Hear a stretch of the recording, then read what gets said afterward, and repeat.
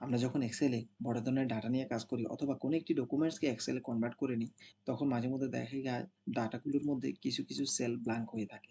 তো আমরা চাইলে খুব সহজেই ব্ল্যাঙ্ক সেলগুলো ডিলিট করে নিতে পারি বা রিমুভ করে দিতে পারি। তো সেজন্য কি করতে হবে? সেজন্য আপনার কিবোর্ডে প্রেস করে দিতে হবে অল্টার, এইচ, এফ-ডি এবং এস। তো অল্টার, এইচ, এফ-ডি এবং এস প্রেস করে দেওয়ার পরে এরকম একটি পপআপ মেসেজ দেখতে পাবেন। তো পপআপ মেসেজ থেকে আমাদেরকে সিলেক্ট করে নিতে হবে ব্ল্যাঙ্ক। ব্ল্যাঙ্ক সিলেক্ট করে দেওয়ার পরে আমার শিটে সব ব্ল্যাঙ্ক গুলো সিলেক্ট হয়ে গেছে।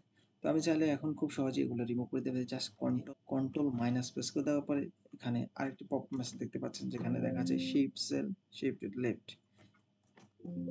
তো শিফট এখান থেকে আমরা শিফট সেল আপটা ক্লিক করে দেওয়ার পরে আমার এখানে সবগুলো যে আমার এখানে যে ব্ল্যাঙ্ক সেলগুলো ছিল সবগুলো ডিলিট হয়ে গেছে। এই কাজটি খুব সহজেই করা যেতে পারে। আপনি যদি আমার চ্যানেলে নতুন হয়ে থাকেন অবশ্যই চ্যানেলটি সাবস্ক্রাইব করে রাখবেন। ধন্যবাদ।